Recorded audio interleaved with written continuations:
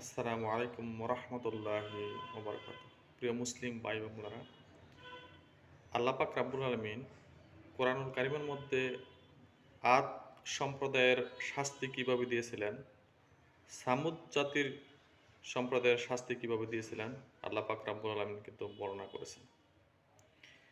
আল্লাহ তাআলা আদ সম্প্রদায়ের উপর এক প্রচণ্ড প্রচণ্ড বায়ু একাধারে ৭ রাত ও ৮ দিন বায়ু প্রবাহিত স্থায়ী করে রেখেছিলেন। আল্লাহ পাক রব্বুল আলামিন নবীকে বলতেছেন, আপনি যদি সেখানে থাকতেন তবে দেখতে পেতেন যে আদ জাতি বিক্ষিপ্ত হয়ে পড়ে রয়েছে।